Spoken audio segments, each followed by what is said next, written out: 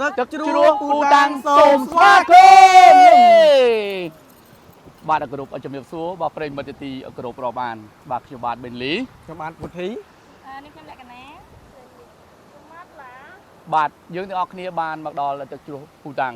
ដែលជាសម្រស់ធម្មជាតិរបស់កម្ពុជាដែលជាសម្រស់ធម្មជាតិកើតចេញពីធម្មជាតិពិតប្រាកដមិនមែនមានការកែច្នៃហើយថ្ងៃនេះខ្ញុំចង់ចែករំលែកអំពីបាទនៃទឹកដីនៃខាងភូមិភាគឦសាននៅខេត្តមណ្ឌលគិរីអញ្ចឹងចិត្តឱកាសបុណ្យចូលឆ្នាំប្រពៃណីខ្មែរខាងមុខនេះតើបងប្អូនទាំងអស់គ្នា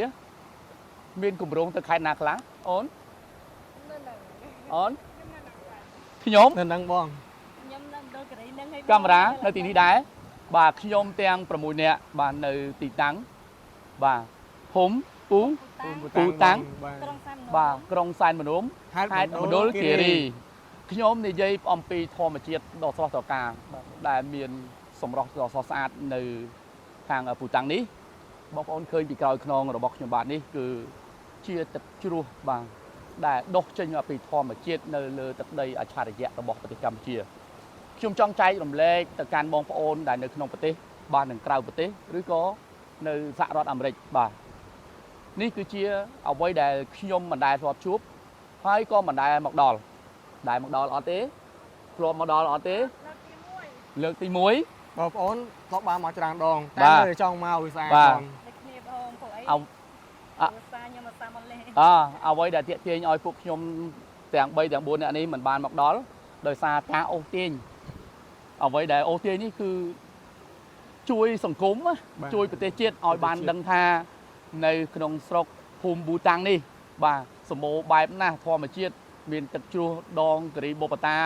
បាទព្រៃព្រឹក្សាអ្នកតាវត្តនេះគឺសម្បូរបែបមែនទែនបាទនៅទីនេះក៏មានសត្វពីអាណៈ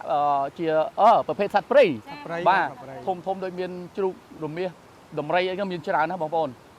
តែអ្វីដែលពិសេសខ្ញុំចង់ដឹងថាពីអារម្មណ៍ដែលបងប្អូនបានមកលេងសួរអ្នកដែលទៅមកដល់ថ្ងៃដំបូងមានអារម្មណ៍បែបណាវិញ ខ្ញុំលើកទី1ដែលមកទៅព្រោះពតាំងហ្នឹងបង លើកទី សប្បាយ 1មានអារម្មណ៍បែបណាវិញ ទោះបីជាផ្លូវពិបាកតិចមែនប៉ុន្តែមានអារម្មណ៍ថាមកហេតុខុសបំណង អត់ខុសម្ដងទេ ចា៎ មានអីចែករំលែកតិចតួចទៅដល់បងប្អូនដែលគាត់ចង់មកលេងទេ អត់មានច្រើនទេសម្រាប់បងដែលគាត់ចង់មកលេងរបៀបធម្មជាតិព្រៃភ្នំអីមកទៅជ្រោះពតាំងបានត្រូវ អូខេ ទោះបីជាផ្លូវពិបាកតិចប៉ុន្តែប៉ុណ្ណឹងវាអត់ឧបសគ្គសម្រាប់អ្នកដើរលេងទេបង វាល្អមែនទែនក្នុងការចែករំលែកមកអាច ខ្ញុំអត់មានអីយឺអីបង មានតែការសប្បាយចិត្តទេ មាន ណា តែការសុបាយចិត្តបើមកមិនខំណងឯងព្រោះអីទឹកជ្រោះនឹងស្អាតណាស់ មកស្អាតខ្លាំងវំ មកយើងឲ្យអ្នកដែលនាំយើងអ្នកដែលធ្លាប់មកមុនយើងនៅតែមានអារម្មណ៍ថាចង់មកលេងចែករំលែកតិចមើលតោះប្រទេស បាទបងសម្រាប់បងប្អូនវិញបងចង់និយាយថាកន្លែងនេះបើនេះបានមកម្ដងហើយគឺចង់មកម្ដងទៀតបងមកអត់ចេះនឿយណាយទេទី1មកខែម្លងខែ3ខែ4គឺទឹកស្អាតបងទឹកធ្លាក់ភ្លៀងមកស្អាតបងទឹកសស្ញាចបង បាទបងយើងងូតលេងដោយអារម្មណ៍រីករាយតែម្ដង បាទ ហើយតែជាក់ល្អ ជាឡ នេះកន្លែងនេះជាក់បង ជាបាទ បងយើងងូតលេងសប្បាយហើយមិនត្រឹមតែប៉ុណ្ណឹងបងមានត្រីទៀតណា បាទត្រីច្រើន បាទត្រីច្រើនទៀតបងត្រីច្រើនទៀតមានត្រីមានអីចឹង បាទ អត់ទៅពេលបងអត់ស្តុកចឹងបងឡងគ្រូសាមកដែរលេងនេះហ៎បង ហ្នឹងហើយ យើងយំទៅបាទតែគ្រាន់តែនេះអត់មានលក់អាវ៉ាន់នេះបង បាទ តែគ្រាន់តែយើងអាចខ្ចប់ពីខេត្តមកបាន បាទខ្ចប់ពី ខ្ច ខេ ប់ ត្ត ពីខេត្តបានយើងខ្ចប់មាន់យើងខ្ចប់ត្រីខ្ចប់តាមតំណរបស់យើងទៅ បាទ ហើយដាក់បាយមក បាទ ឬមួយយើងយកមកដាំនេះក៏បាន បា ដែ ទ រ តាមបានហើយ បាទយើងមកគ្នាយើងហើយតែខ្លួន10នាក់ក៏បានដែរបងមកឈៀលគឺសុបាយហ្ម បាទ ងសុបាយបងសុបាយ បាទ បាទបងហើយងូតទឹកលេងចឹងទៅអូអែមហ្ម បាទ ង ហើយ អែមបង បន្ទាប់មកនេះក៏ខ្ញុំអរគុណដល់បងប្អូនប្រុសបងស្រីទាំងអស់ បាទ គ្នា បង ដែលបានចូលរួមសហការធ្វើដំណើរដោយជួបបញ្ហាលំបាកតាមផ្លូវច្រើនមែនទែន បាទបង ដែលយើងមិនស្ទាក់ស្ទើរយើងនៅតែមកដល់កន្លែងដែលយើងចង់មកលេង បាទ តែអ្វីដែលខ្ញុំឃើញជាក់ស្ដែងខ្ញុំសូមសំណូមពរដល់មន្ត្រីពាក់ព័ន្ធដូចជាបរិស្ថានបាននៅជុំវិញកន្លែងទឹកធ្លាក់នៅពូ បងពូតាំង ពូតាំងនៅទីនេះគឺមានកញ្ចុះរួចទៅហើយប៉ុន្តែมันមានបងប្អូនប្រជាពលរដ្ឋលក់ភេសជ្ជៈឬក៏លក់ចំណីអាហារនោះទេអញ្ចឹងខ្ញុំចង់ឲ្យទីនេះថ្ងៃអនាគតឬក៏ថ្ងៃមុខស្អែកខាងស្អែកនេះឲ្យមានភ្ញៀវទេសចរគាត់បានមកទស្សនាលេងកម្សាន្តហើយក៏បានចំណូលមួយទៅកាន់បងប្អូនប្រជាពលរដ្ឋដែលគាត់លក់ដូរនៅតំបន់ជុំវិញនេះអញ្ចឹងអ្វីដែលសោកស្ដាយបំផុតនោះគឺបងប្អូនត្រូវវិចខ្ចប់អាហារពីក្រៅមកញ៉ាំនៅទីនេះអញ្ចឹងនេះជាការបាត់បង់ចំណូលទៅកាន់ សេដ្ឋកិច្ចរបស់បងប្អូនមួយដែរបើសិនជាអាចមានបងប្អូនអាចចូលមកលក់គឺល្អមែនតើ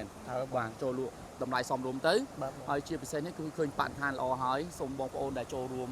មកទស្សនាមកលេងកម្សាន្តនៅទីនេះមានខ្ចប់ច្បងខ្ចប់អីនោះសូមបងប្អូនរក្សាអនាម័យទាំងអស់គ្នាដើម្បីអីដើម្បីបរិស្ថានកន្លែងដែលស្អាត